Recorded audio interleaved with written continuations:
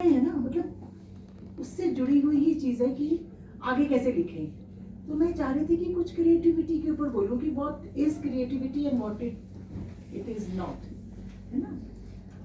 देखो, जहाँ मतलब हम लोग ऑब्वियसली डिफाइन तो कर नहीं सकते क्रिएटिविटी को, क्योंकि अगर हमने डिफाइन ही कर दिया तो फिर वो क्रिएटिव नहीं रहा।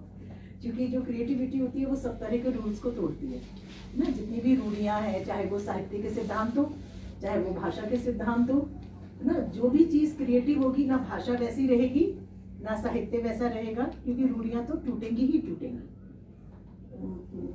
जो शब्द है रूढ़ियां शायद थोड़ा सा बुरा लग रहा होगा, मतलब चेन्स जो होती हैं, जो हमारी इनर और जो आउटर चेन्स होती हैं, जो हमारे थॉट प्रोसेस को रोकती हैं, वो रूढ़ियां हैं ना।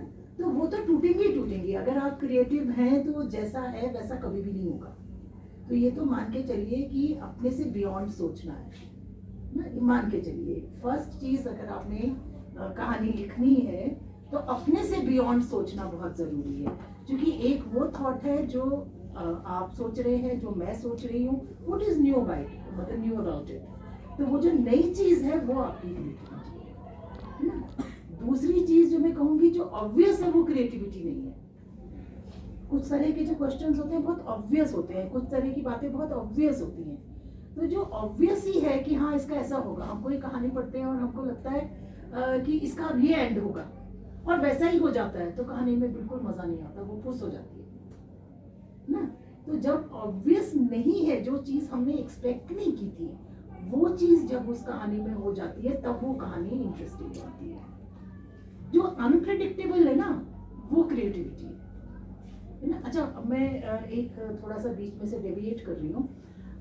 ये आप देखिए, जितने भी हमारे मुहावरे हैं कितने क्रिएटिव है, मतलब वहां क्रिएटिविटी दिखाई देगी आपको।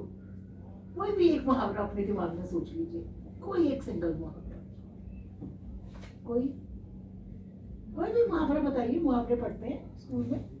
थोथा चना बाजे घना। हाँ, थोथा चना बाजे घना। अब आप बोलेंगे पहली बात तो ये थोथा नहीं समझ में आया, है ना, लेकिन अब ये चना भी है, लेकिन वो इतना घना कैसे बज रहा है। तो यानी कि अब देखिए इसके पीछे का पूरा जो क्रिएटिव प्रोसेस, एक टिन है, एक टिन के अंदर एक चना है। वही अगर वो टिन ऊपर तक भरा हुआ होता तो उसमें से कोई आवाज नहीं करता, लेकिन क्योंकि वो जो टिन है वो खाली है और उसमें एक चना है तो वो आवाज कर रहा है। तो आप सोचिए कितना किसी भी मुहावरे में, किसी भी लोकोक्ति में इतनी क्रिएटिविटी होती है।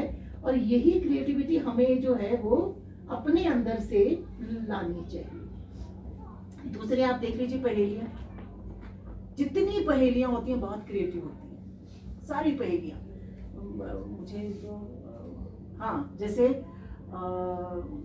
हरी थी मन भरी थी, क्या था वो, राजा जी के बाग में खड़ी थी। हाँ, मोतियों से भरी थी, राजा जी के बाग में दुशाला खड़ी खड़ी थी। थी। गाना है 420 का।